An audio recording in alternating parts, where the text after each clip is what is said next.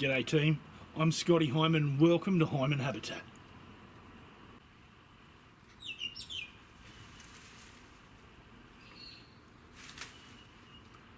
This is our back garden, full of Bush Tukka. No roses or lavender here.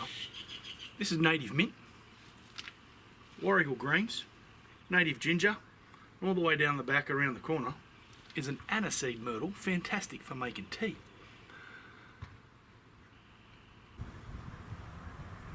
Look at this little beauty here. It's called a kangaroo plum.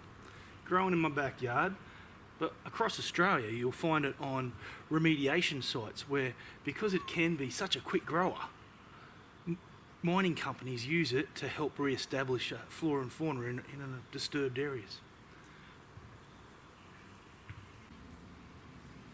Check out this little fella, sea celery.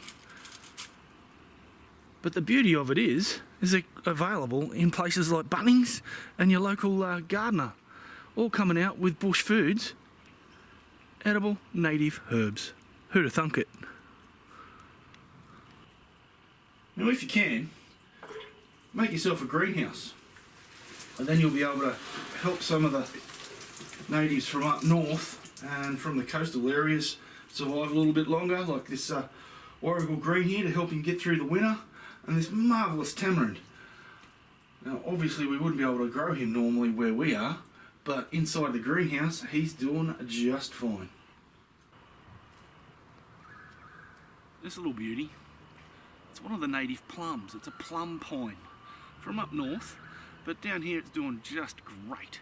And what she'll do is she'll shoot up to be a shade tree for the house, but also provide some beautiful plums that we can make into preserves and all those sorts of good stuff.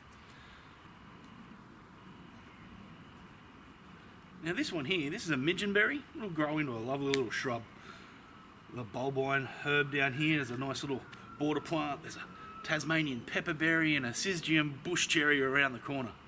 Now the beauty of having all this bush tucker in your front garden as a hedge and decorative, but you can have them here at home and teach your kids and the rest of your family. So that way the knowledge gets passed on and they get to identify it at home before either you or they get in trouble out scrub. This is Heiman Habitat, and that's my kind of thinking.